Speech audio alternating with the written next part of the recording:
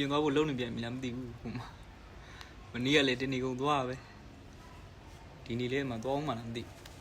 တောက်ပြန်ပြီးစေးရဘာစေးမှလည်းမသိဘူး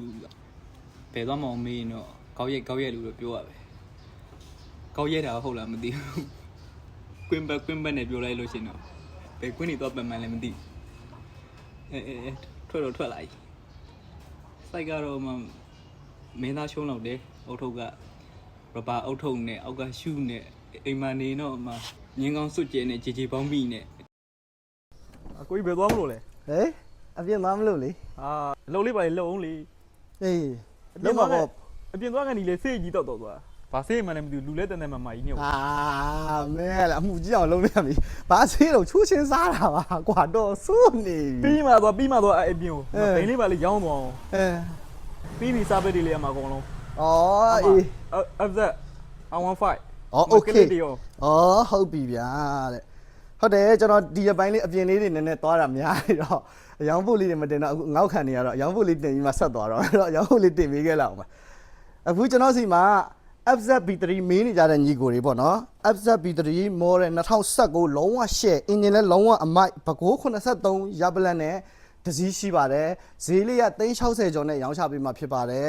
လုံးဝဘိန်းရှက်ဖြစ်ဖို့အမခံပါဒါအစ်စ်ရောက်ထားတာပေါ့နော်ကျွန်တော် line မတင်ရသေးဘူးဟုတ်တယ်ဘိန်းကရောက်ထားတာကြာပြီကျွန်တော်နည်းနည်းအပြင်သွားတာများနေတာဒီရပိုင်း post မတင်ပြလို့အခုဒီမှာ R15B3 လည်းနောက်တစ်စီးထပ်ရောက်ထားတယ်ဒီကောင်လေးကကြတော့ model 2020အိန္ဒိယဘိန်းလေးလုံးဝဘိန်း share တော်တော်အသွေးမွေးလေးလှတယ်ခဏလေးကျွန်တော် line ဆိုင်လေးကြည့်ပေးမှာ okay ဆိုင်မကတ်တာများတော့လွတ်တင်မရဘူးဖြစ်နေတာမန္တလေး88ရပ်ပလက်ကလေး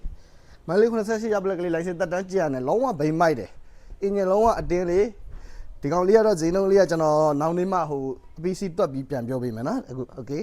ရပြီလားကြောက်ခါဘိန်းကြီးလည်းပြထားအောင်မရသေးဘူးလားဒီကောင်လေးတွေကတော့ဒီ CV 150လေးတွေထပ်ရောက်ထားတာရှိတယ် CV 150လေးတွေကကျွန်တော်ရေးစီးဘာညာလုံနေပါတော့နောက်ထပ် R15B2 လေးလည်းရောက်ထားတာရှိရဗျဘိန်းလေးတွေကမပြီးသေးဘူးဖြစ်နေတာရောက်ထားလေးတော့ရှိရအခုရက်ပိုင်းမှာနည်းနည်းဘိန်းကောင်းတာလေးလည်းဝယ်ရခက်နေတော့မနှဲရှာဝင်နေစိတ်ချပါကျွန်တော်စီကရောင်းနေဘိန်းတွေတော့ share ဖြစ်မှကျွန်တော်ရောင်းပေးရဆိုတော့ဘိန်းတွေကတော့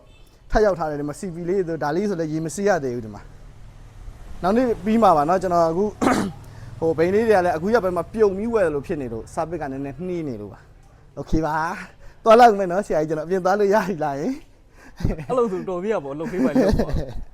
ကျေးဇူးပါ